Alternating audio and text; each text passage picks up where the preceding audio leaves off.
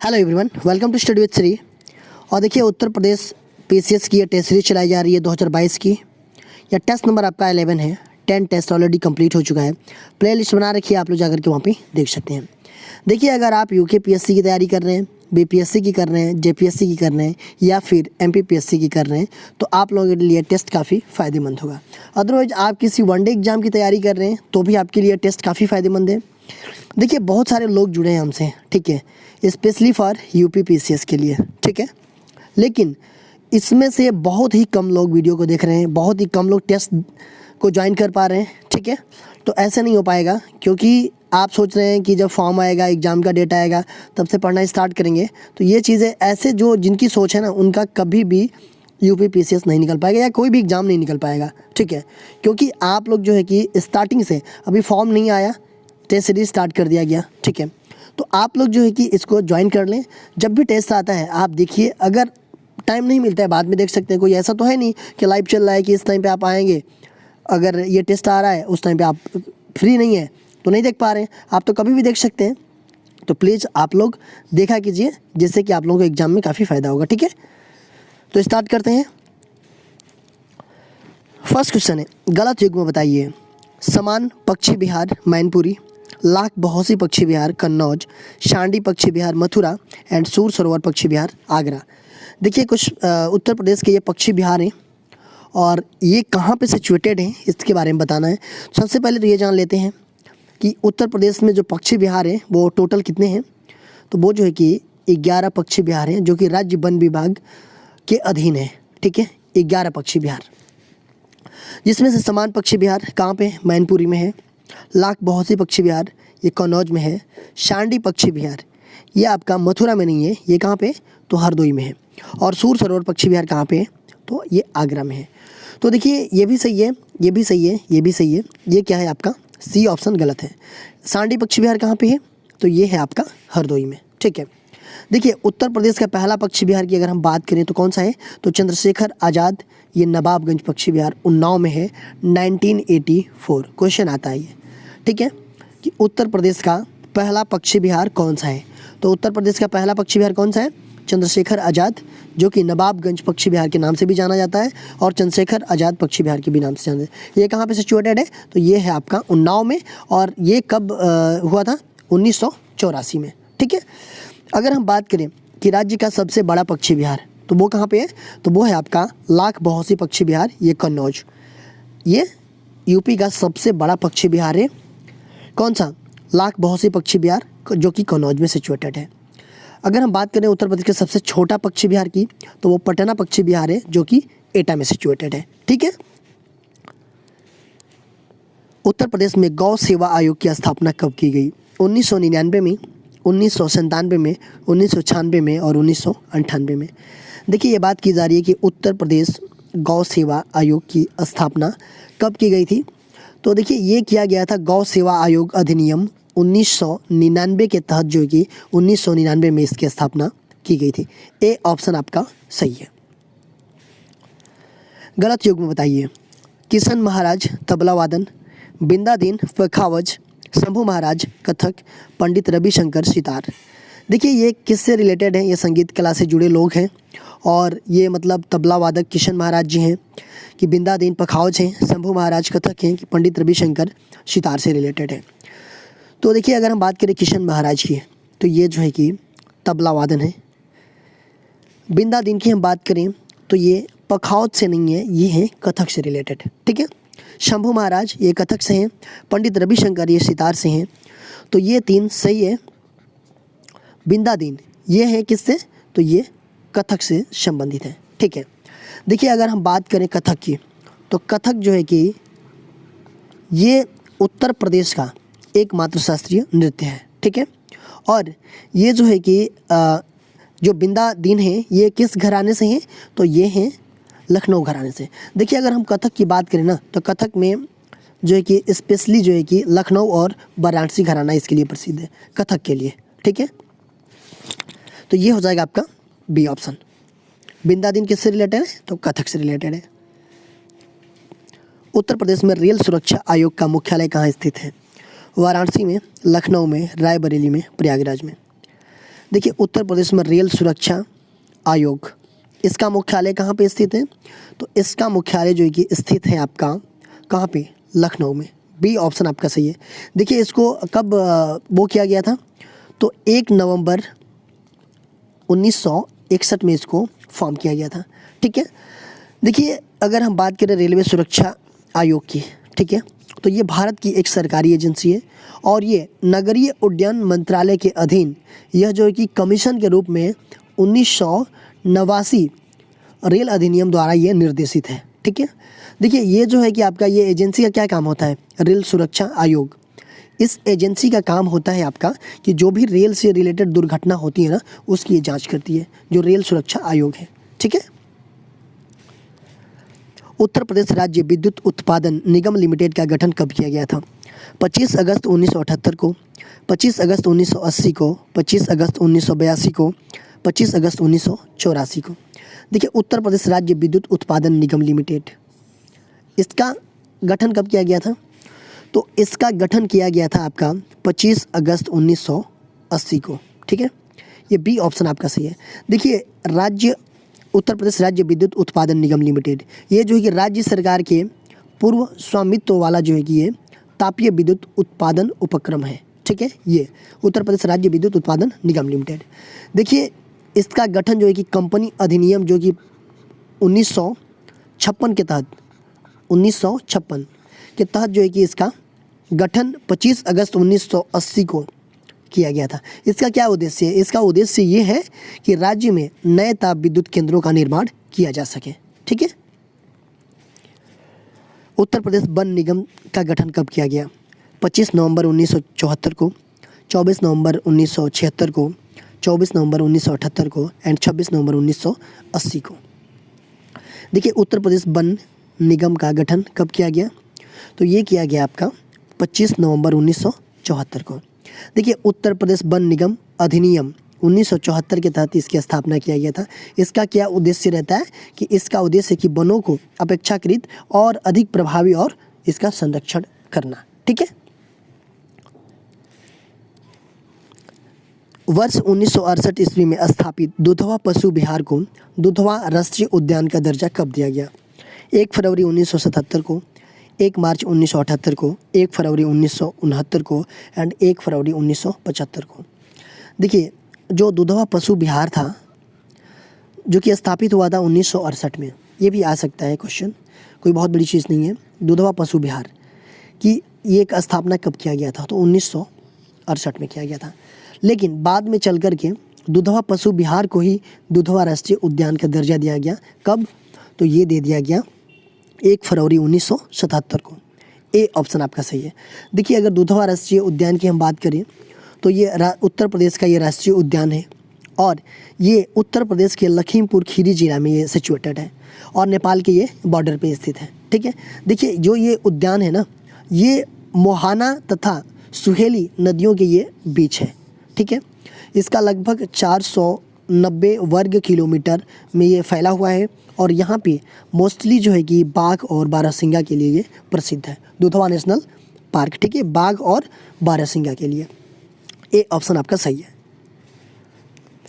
निम्न कथनों को पढ़कर कूट के अनुसार सही उत्तर का चयन कीजिए। पहला दिया गया कि शाकाहारी मछलियाँ ऐसी मछलियाँ हैं जो पौधे पर निर्भर रहती हैं, जैसे कि सर्जन फिश और पायरेट फिश। दूसरा यह कि अधिकांश सर्फ अंडे देते हैं, जबकि सांपों की कुछ प्रजातियां बच्चे को जन्म देते हैं, जैसे कि ग्रीन एनाकोंडा आदि। देखिए शाकाहारी मछलियां जो होती हैं वो पौधे पर निर्भर रहती हैं, जैसे कि सर्जन फिश और पायरेट फिश। बिल्कुल सही है। अधिकांश सर्फ क्या अंडे देते हैं, जबकि सांपों की कुछ जो प्रजातियां हैं वो क्या देते हैं? बच्चों को जन्म देते हैं, जैसे कि ग्रीन एनाकोंडा। ये भी आपका सही है। तो ये 1 और 2 दोनों सही हो जाएगा। सी ऑप्शन आपका सही है। निम्न कथनों को पढ़कर कूट के अनुसार सही उत्तर का चयन कीजिए। पहला दिया कि ड्यूगोंग मध्यम आकार का एक सागरीय स्तनधारी जीव है। दूसरा दिया गया कि ड्यूगोंग को ही प्रायः समुद्री गाय कहा जाता है, जो कि एक शाकाहारी जीव है। इसमें से कौन सा सही है ये बताना है आपको। तो देखिए ड्यूगोंग ये जो है कि आपका मध्यम आकार का एक सागरीय क्या है, स्तनधारी जीव है। ठीक है। दूसरा है कि ये ड्यूगोंग को ही प्रायः क्या बोलते हैं, समुद्री गाय भी कहा जाता है इसको, और ये एक शाकाहारी जीव है। ठीक है। देखिए अगर ड्यूगोंग के बारे में आ जाता है तो ये क्या है, तो सागरीय स्तनधारी जीव है। पहली बात, ये इसको क्या बोलते हैं, समुद्री गाय भी कहा जाता है, और ये शाकाहारी जीव होता है। तो पहला भी सही है, दूसरा भी सही है, तो ये हो जाएगा 1 और 2 दोनों, सी ऑप्शन। सेब का लाल रंग निम्नलिखित में से किसके कारण होता है, एंथोसाइनिन के कारण, मिलारिन के कारण, हिपैरिन के कारण, क्लोरोप्लास्ट के कारण। देखिए सेब का जो लाल रंग होता है वो किसके कारण होता है, तो ये होता है आपका एंथोसाइनिन के कारण। ठीक है। अच्छा, टमाटर का लाल रंग किसके कारण होता है, ये आप लोग कमेंट बॉक्स में मुझे बताइएगा। नीचे 2 कथन दिए गए हैं जिनमें एक को कथन ए तथा दूसरे को कारण आर कहा गया है। कथन ए क्या कह रहा है कि प्रबाल उच्च लवणयुक्त सागर में विकसित होते हैं। प्रबाल उच्च लवणता युक्त सागर में विकसित होते हैं। कारण ये बोला गया है कि लवणता युक्त जल में कैल्शियम की न्यूनता होती है। इनमें से सही कौन सा है, कथन ए तथा कारक आर दोनों सही है, तथा कारण आर तथा कथन ए की सही व्याख्या करता है। दूसरा यह देगा कि कथन ए तथा कारण आर दोनों सही है, परंतु कारण आर तथा ए की सही व्याख्या नहीं है। तीसरा यह दिया गया कि कथन ए सही है किंतु कारण आर गलत है, एंड चौथा दिया गया कि कथन ए गलत है किंतु कारण आर सही है। देखिए ये बात की जा रही है किसके बारे में, प्रवाल की। ये उच्च लवणता युक्त सागर में विकसित होते हैं। ठीक है। देखिए ये बिल्कुल गलत है। ठीक है। लवणता युक्त जल में कैल्शियम की न्यूनता होती है। देखिए सबसे पहले तो ये समझते हैं कि प्रबल होता क्या है। देखिए प्रबल मतलब कोरल रीफ, आपने सुना होगा ना। ये जो कि प्रबल जो है कि एक समुद्री जीव होता है, और ये क्या होता है ना कि लाखों करोड़ों की संख्या में जो है कि एक समूह में ये होते हैं, और इनका जो आवरण होता है वो जो है कि कैल्शियम कार्बोनेट मतलब कि चूना का बना होता है। ठीक है। देखिए ये जो है ना प्रबल उच्च लवणता युक्त सागर में विकसित होते हैं, ये गलत है। ठीक है। क्योंकि आपका जो ये इसमें क्या होता है कि इसमें तो कैल्शियम कार्बोनेट की जो है कि अधिकता होती है। ठीक है। दूसरा ये है कि लवणता युक्त जल में मतलब ये जो होता है कि जहाँ पे प्रबाल पाया जाता है वहाँ पे कैल्शियम कार्बोनेट की अधिकता होती है, न कि लवणता युक्त सागर में। ठीक है। तो ये दूसरा जो है कि आपका सही है। देखिए ये अत्यधिक लवणता जो है कि प्रबालों के विकास के लिए जो है कि हानिकारक होती है। ठीक है। इसमें क्या होता है कि चूने के कार्बोनेट मतलब कैल्शियम कार्बोनेट की कमी होती है। ठीक है। तो ये जो है कि आपका कथन ए गलत है किंतु आर जो है कि सही है। तो कथन ए गलत है किंतु आर सही है, ये डी ऑप्शन हो जाएगा। ठीक है। नीचे 2 कथन दिए गए हैं जिनमें एक को कथन ए तथा दूसरे को कारण आर कहा गया है। कथन ए क्या कह रहा है कि झील एक पारिस्थितिकी तंत्र है। कारण आर कह रहा है कि यह सीमित आकार का जलाशय है। इनमें से सही उत्तर का चयन करना है। देखिए क्या दिया गया है कि कथन ए तथा कारण आर दोनों सही है, तथा कारण आर कथन ए की सही व्याख्या करता है। दूसरा दिया गया कि कथन ए तथा कारण आर दोनों सही है, परंतु कारण आर कथन ए की सही व्याख्या नहीं है। तीसरा दिया गया कि कथन ए सही है किंतु कारण आर गलत है, एंड चौथा दिया गया कि कथन ए गलत है किंतु कारण आर सही है। देखिए झील की हम बात करें, झील एक पारिस्थितिकी तंत्र है, बिल्कुल सही है। ठीक है। दूसरा ये है कि बोला जा रहा है कि यह सीमित आकार का जलाशय है। देखिए पारिस्थितिकी तंत्र जो है कि खुला तंत्र होता है, पहली बात, और ये आकार में भिन्न भिन्न हो सकता है। ठीक है। भिन्न भिन्न का मतलब ये है कि पारिस्थितिकी तंत्र एक जलाशय की बूंद इतना छोटा भी हो सकता है, और पारिस्थितिकी तंत्र एक महासागर इतना बड़ा भी हो सकता है। तो यहाँ क्या बोल रहा है कि यह सीमित आकार का जलाशय ठीक तो है, लेकिन इस पारिस्थितिकी तंत्र की ये सही व्याख्या क्या कर रहा है, ये तो बस एक लाइन में दे दिया है कि सीमित आकार का जलाशय है। देखिए ये जो है कि एक छोटा भी हो सकता है एक बूंद की जैसा, और एक परिस्थिति में एक महासागर इतना बड़ा भी हो सकता है। ठीक है। तो ये जो कि विभिन्न आकार के भी हो सकते हैं, असीमित भी हो सकते हैं, सीमित भी हो सकते हैं। तो ये सीमित दिया गया है क्योंकि इसका ये व्याख्या नहीं कर रहा है ना ये आर, तो ये क्या हो जाएगा कि ए एंड आर दोनों सही है, परंतु कारण आर कथन ए की सही व्याख्या नहीं करता है। तो ये हो जाएगा आपका बी ऑप्शन। ठीक है,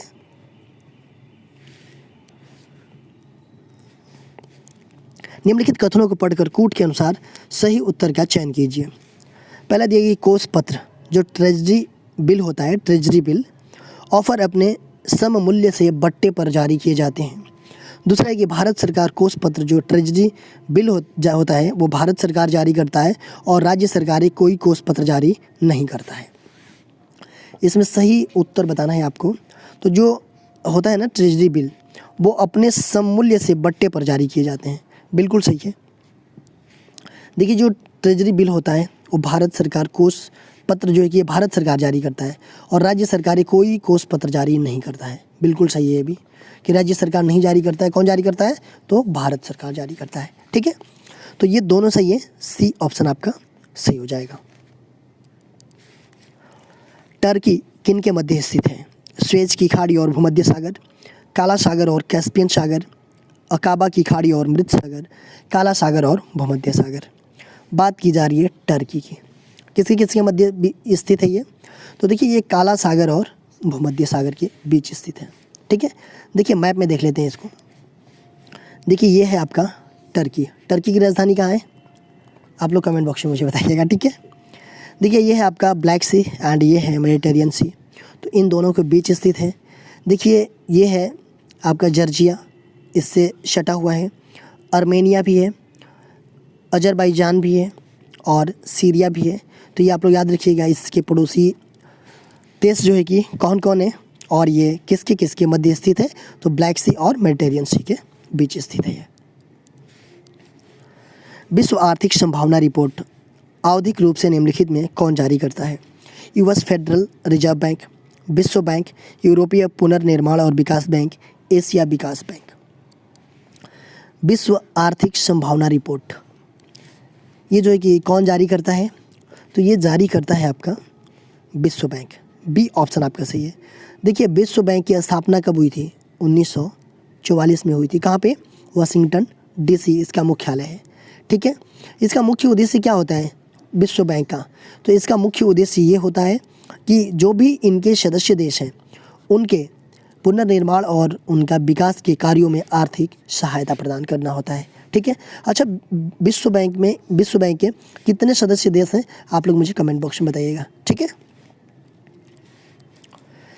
भीमसेन का नुस्खा ए दिलखुशा प्रमुख स्रोत है। असम में मुगल गतिविधि की जानकारी का, बंगाल में मुगल गतिविधि की जानकारी का, दक्कन में मुगल गतिविधि की जानकारी का और राजस्थान में मुगल गतिविधि की जानकारी का। देखिए, नुस्खा ए दिलकुशा, अगर हम इसकी बात करें तो इसके लेखक कौन है? तो भीमसेन है और ये फारसी भाषा में लिखी गई है। ठीक है, देखिए इसमें औरंगजेब कालीन दक्षिण भारत के इतिहास का जानने का ये प्रमुख स्रोत है। ठीक है, देखिए इसमें जो है कि दक्कनियों के खान पान, रीति रिवाज और उनके पहनावे के बारे में बताया गया है। तो किसके बारे में बताया गया है? कि दक्कन के मुगल गतिविधियों के बारे में, मतलब इसके खान पान, पहनावा ओढ़ावा और रीति रिवाज के बारे में बताया गया। तो ये सी ऑप्शन आपका सही है कि इसका स्रोत जो है कि ये है। अंग्रेजों के विरुद्ध खासी विद्रोह का नेतृत्व किसने किया? बिरसा मुंडा ने, तीरथ सिंह ने, सुरेंद्र शाही ने, टीटू मीर ने। देखिए, खासी विद्रोह की बात की जा रही है, बहुत इंपॉर्टेंट है खासी विद्रोह, कई बार आता है ये क्वेश्चन। तो खासी विद्रोह जो है कि आपका 1823 से 33 के बीच हुआ था। ठीक है, देखिए इसके नेतृत्व किसने किया था? तीरथ सिंह ने किया था।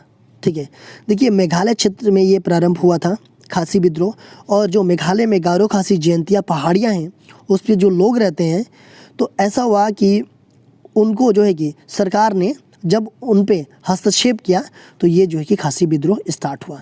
जो कि गारो खासी जयंतिया पहाड़ियों पे जो जनजातियाँ रहती हैं, तो सरकारों ने जब हस्तक्षेप किया तो तब जा कर के ये खासी विद्रोह शुरू किया गया। तो ये 1823 से 33 के बीच, और इसके जो नेतृत्वकर्ता थे वो कौन थे?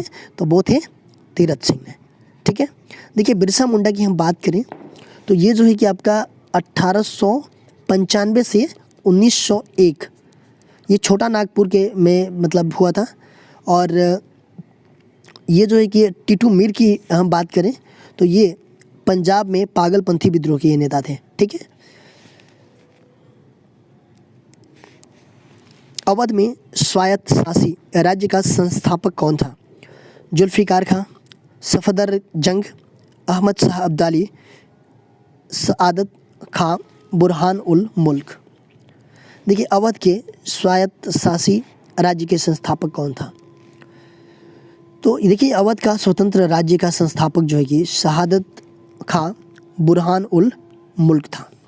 ठीक है, देखिए इसने सैयद बंधुओं के विरुद्ध षड्यंत्र में भाग लिया और सम्राट की दृष्टि में क्या हो गया, ये ऊपर उठ गया। इसके बाद से इसे पहले 5,000 फिर उसके बाद से 7,000 का मनसब मिला इसको। ठीक है, और बुरहान उल मुल्क की उपाधि भी मिली। तो ये डी ऑप्शन आपका सही है। विधवा पुनर्विवाह को प्रोत्साहित करने के उद्देश्य से सन 1871 ईस्वी में राजमुंद्री स्पेशल रिफॉर्म एसोसिएशन की स्थापना किसके द्वारा की गई? बेहराम जी, गोपाल चरियार जी, केटी तेलंग, बिरसेलिंगम। देखिए विधवा पुनर्विवाह को प्रोत्साहित करने के उद्देश्य से सन 1871 ईस्वी में राजमुंद्री स्पेशल रिफॉर्म एसोसिएशन की स्थापना किसके द्वारा की गई?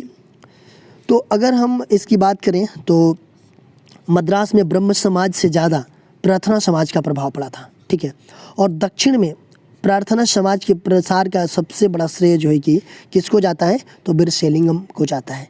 ठीक है, इन्होंने 1878 ईस्वी में तेलुगु प्रदेश में जो है कि आंदोलन की शुरुआत की और इन्होंने 1871 ईस्वी में राजमुंद्री स्पेशल रिफॉर्म एसोसिएशन की स्थापना की। ठीक है, अरुंडेल कमेटी 1906 के प्रतिवेदन में किस विषय की चर्चा थी? उच्चतर शिक्षा, पिछले वर्ष विभाजित किए गए बंगाल को पुनः संयुक्त करने की आवश्यकता, राजनीतिक सुधार, विवाह के लिए सहमति आयु विधेयक में प्रस्तावित परिवर्तन। देखिए बात की जा रही है यहाँ पे अरुंडेल कमेटी की। ठीक है, इसके विषय में चर्चा करना है। तो देखिए ये जो कमेटी थी ना, ये मिंटो ने 1906 ईस्वी में राजनीतिक सुधार के संदर्भ में सलाह देने के लिए ये अरुंडेल कमेटी समिति का गठन किया था। ठीक है, राजनीतिक सुधार के लिए किसने किया था? तो ये मिंटो ने किया था। ठीक है, देखिए कल क्वेश्चन पूछा गया था आप लोगों से कि जनगणना 2011 के अनुसार उत्तर प्रदेश में महिला व पुरुष साक्षरता के बीच कितना अंतर है? उत्तर प्रदेश में 2011 के जनगणना के अनुसार महिला और पुरुष साक्षरता के बीच कितना अंतर है? तो 21.1% का अंतर है महिलाओं और पुरुषों के साक्षरता के बीच। ठीक है, आज का क्वेश्चन देख लेते हैं। बहमनी राज्य की राजधानी का गुलबर्गा से बिदर स्थानांतरण करने मतलब किसके काल में हुआ? शमसुद्दीन दाऊद, ताजुद्दीन फिरोज, गयासुद्दीन, तामताम, शिहाबुद्दीन अहमद प्रथम। देखिए बहमनी राज्य की राजधानी गुलबर्गा से बिदर स्थानांतरण किसके काल में हुआ? तो ये आपको कमेंट बॉक्स में बताना है। ठीक है, देखिए अगर आप हमें इंस्टाग्राम पे फॉलो करना चाहते हैं तो इंस्टाग्राम पे हमारी आईडी है स्टडी विद श्री 25, फेसबुक पे एक मेरा पेज है स्टडी विद श्री के नाम से, और फेसबुक पे एक मेरा ग्रुप है UPPCS BEO RO करके, और ये टेलीग्राम का लिंक है। इन सब सारे जगहों पे आप भी ज्वाइन हो जाइए। यहाँ पे भी स्टडी से रिलेटेड चीज़ें पोस्ट की जाती है जिससे आप लोगों को फ़ायदा पहुँच सकता है। दोस्तों वीडियो अच्छी लगती है तो आप लोग अपने दोस्तों में ज़रूर शेयर कीजिए, लाइक कीजिए और कमेंट्स किया कीजिए। अगर वीडियो अच्छी नहीं लगती है तो आप लोग डिसलाइक कर दीजिए और कमेंट बॉक्स में मुझे बताइए डिसलाइक क्यों किया। वीडियो देखने के लिए धन्यवाद।